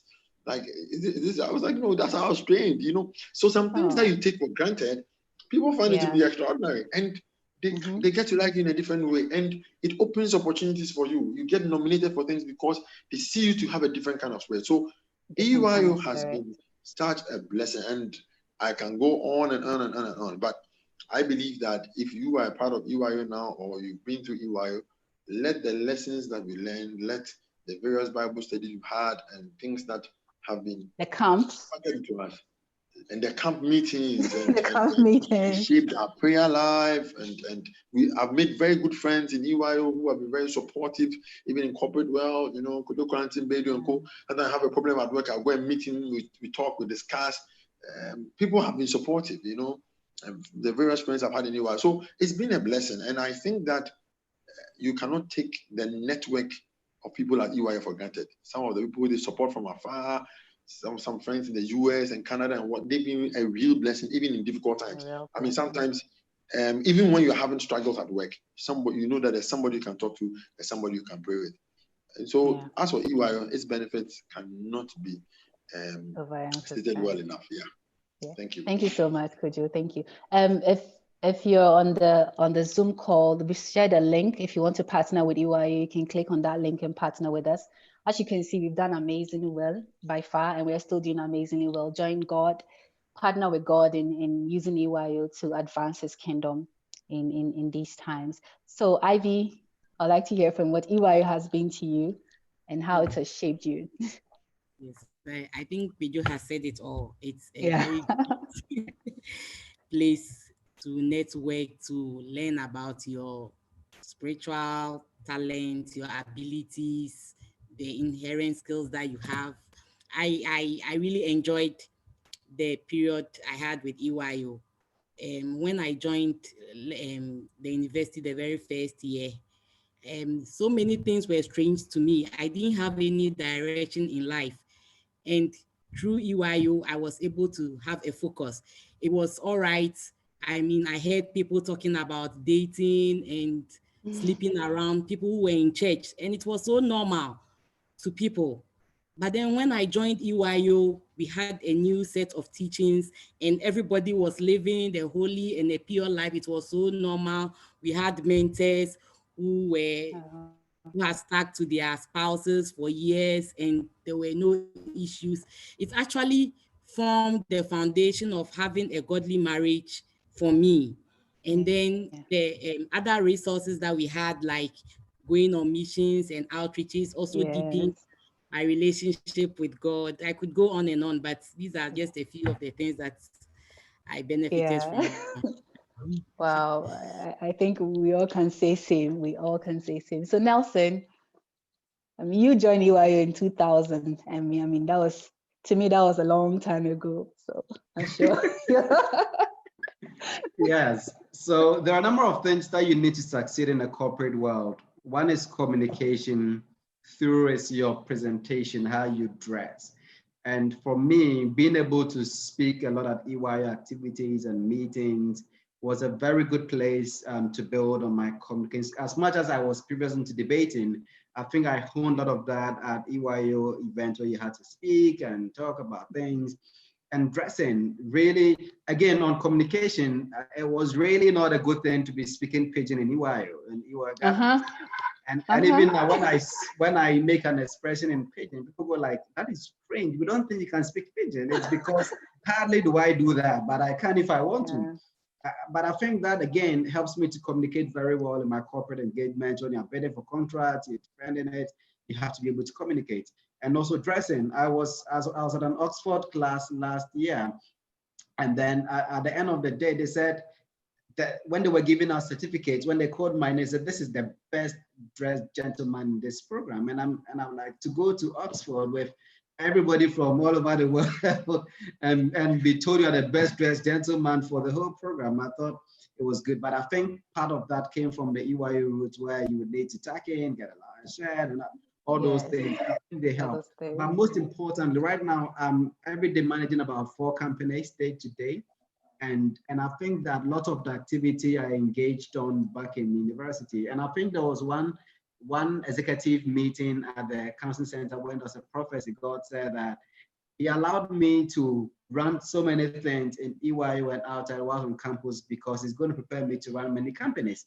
So when every day, and this person is coming from this office and from that, and I need to quickly respond, it takes me back to the fact that God prepared me in those times to get many things done and get them done well, to do what he was really building me for. So I'm not too surprised when I get to really manage so many companies on a daily basis, and I get tired and I'm like, I have done this before back in Legon. So this was part of the blessing from EY as well. Yeah. Well, God bless you. God bless you so much, everybody. I mean, you can see that the training and the blessing that EY gives us is holistic.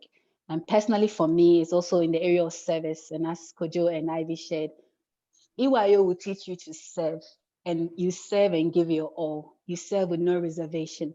And it just gives you just humility to just serve people no matter what, without expecting anything back. And I think that that's one thing that has really helped most of us and almost all of us in all areas of our lives. And I've just been hinted that in EYO too, I know that Ivy and Kojo, Ivy got her husband from EYO. Kojo also got his wife from EYO. So I mean, in EYO too, I mean, as you're getting to know people. I was an usher at an EYO meeting when this nice lady walked in. And then I said, hi, welcome. She became my wife about 8 years down the line. So I mean, in not just building godly personalities or godly individuals, God is also building godly marriages from EYO. And we are all privileged to actually be part of this and see part of this and be part of all that God is doing. So godly marriages, godly characters, excellent people all around. EYO is doing that. So the link has been shared on Facebook, on YouTube, on the Zoom call. You can join and partner with us, and let's push EYO and let's push what God is doing EYO in advancing the kingdom. We have a couple of questions. I think most of the questions have been answered. Most of the questions as I'm reading here, they've all been answered. But I mean, there's this question from Barry, and I think we should look. I said, for the future of work and career and business, what are the I's and to be dotted, and what are the T's to be crossed as Christians to enable us stand out in the future of work? I think I'll direct this one to who will take it up. I think Kojo will take it up. Okay. Can you clarify the question a little bit? I'm not sure. Barry's You're asking, talking about height. for we believe that Christians, we are taking over the corporate world. Christians are taking over in certain examples. Yeah. What are the I's that we need to be dotted? What are the T's that needs to be crossed? What are the things that we are missing out that we need to actually take a look at for us to be able to stand out and take over? Right. I think that one very important thing when you're climbing up is excellence. You see, one of the things I learned from my first job was that when you stand out and you give your very best and you are first among equals, when you get promoted, people actually clap instead of trying to pull you down as is normally the case. And then again, you need to be very firm and very strict, and you must keep that impression right from the start. If you do things just anyhow because you are maybe an administrator or just a junior staff, the day you get promoted, you have a problem because some of your bad habits will come back to bite you. So let's say you're always coming to work late. You get to work at 8:30, and then you let the one who came before you write the time at 7:59. I used to work in a company where everybody comes at 7:59, then it's 8 o'clock, 8:01. The guy came at 8:40. There are times I'll be late. I'll just call my boss. Say I didn't wake up early. I overslept. I'm going to be late. And then you just say as it is. So when you start with truthfulness and openness, and you start with integrity, then the day when you become a big man or the day when you get promoted, your friends will be supportive of you. Then you must also understand that God is a kingmaker, but it's people who approve of you.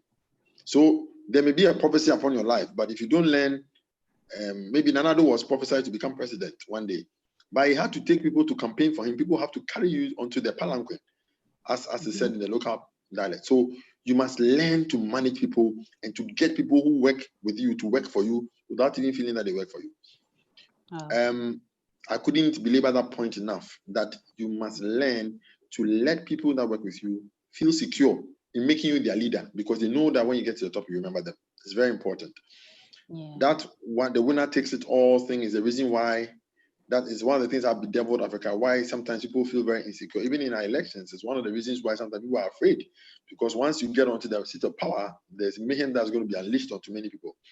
Then it's also very important to acquire the right principles of hard work, going the extra mile, and getting some basic disciplines in terms of learning how to come to meetings on time, keeping to time. You may be a very excellent staff. You give your very best, but you never keep to time. You're always late for meetings, and it almost gets embarrassing every now and then. You always have to apologize for being late for almost every other meeting.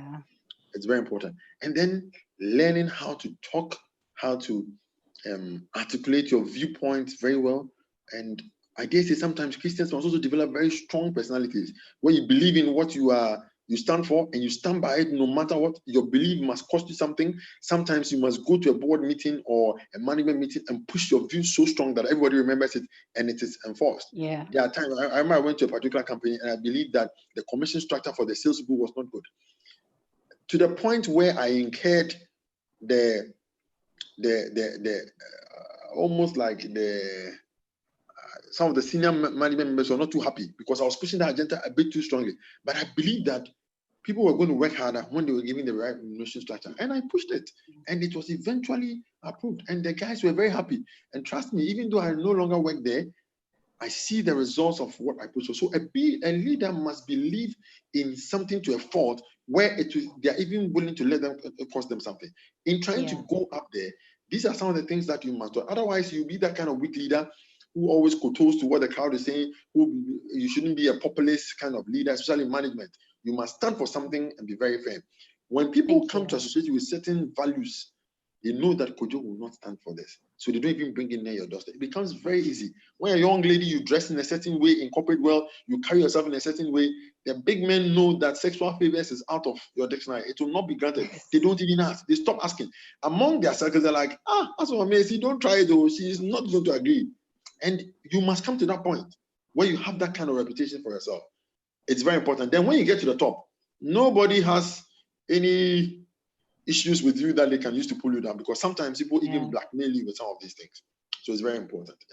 Thank you very much, Kojo. Thank you so much. I think this actually, it brings to mind, I mean, EcoBank, the values of EcoBank. It's basically raised respect, accountability, customer centricity, excellence, integrity, and teamwork. So I think that this actually brings to mind the values of EcoBank and how it actually really shapes us. It actually also helps us as Christians in pushing the agenda of taking over and actually being relevant in the corporate world. The final question I'll give to Ivy. Ivy, I think was sent in by Solomon. He wants to know if you have the opportunity to choose between a Christian and a person of a different faith, and they both have the same qualification, they are both very good for the job, and you go ahead and choose the Christian, have you been biased?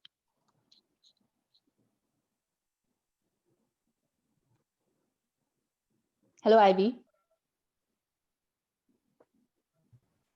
Yeah. Yes. Hello. Yeah, so we want to know if you have been biased if you choose a Christian over another person of a different faith.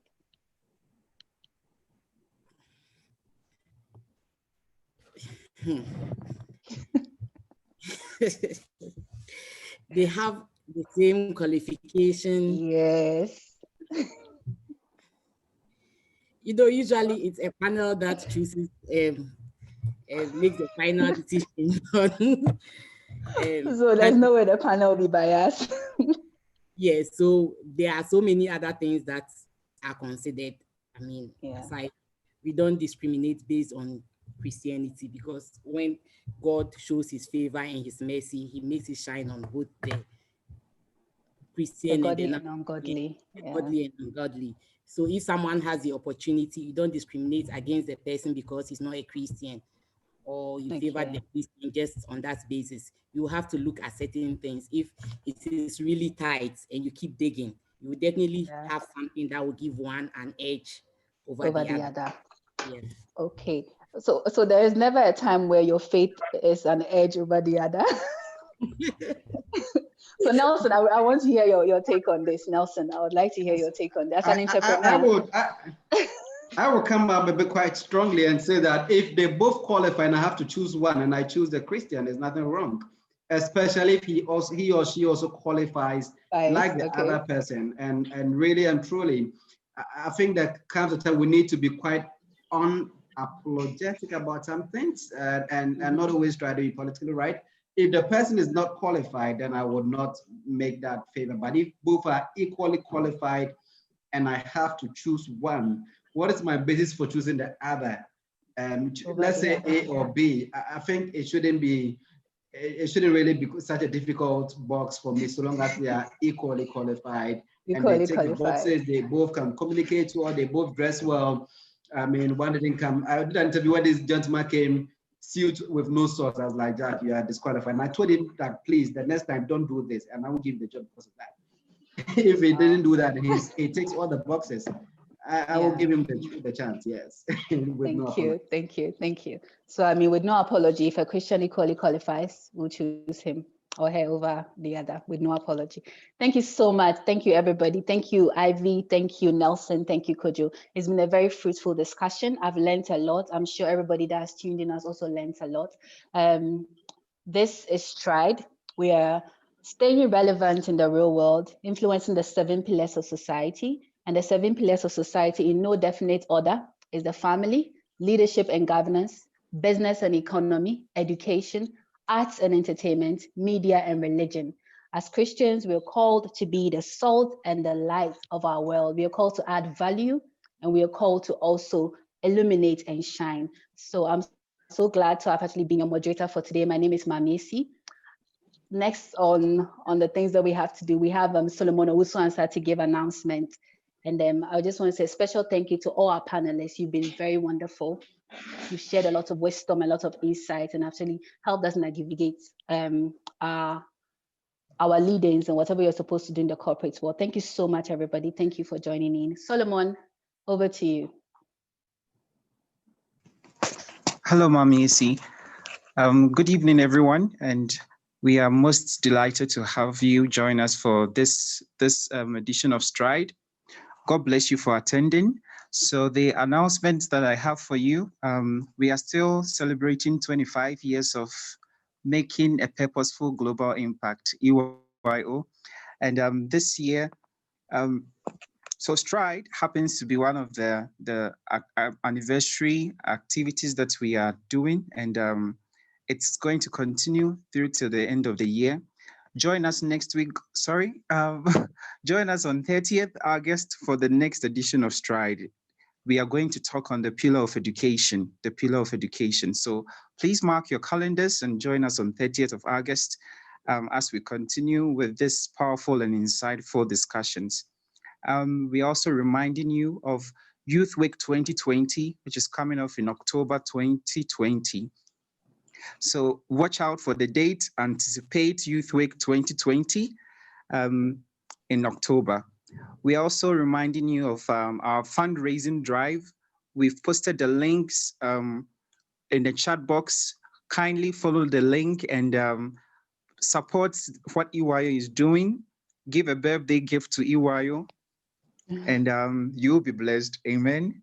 The accounts will also be displayed accordingly. So if you want to do mobile money or the bank accounts, all accounts information are displayed. So kindly make sure you are giving something to support Excellent Youth Outreach 25th anniversary celebrations and the ministry's impact worldwide. God bless you, and see you on 30th of August 2024 Stride. Thank you very much. Thank you, everybody. Have a good evening. Thank you. Thank you, Mamiesi. Thank you, Nelson. Thank you, Ivy. God bless you all. Thank you, Kay. Thank you, Ivy, everyone. Have a blessed week. Cheers. Cheers. Blessed Thank you, weekend. Nelson, Ivy. Thank you. Otin, thank you. Bye. Bye.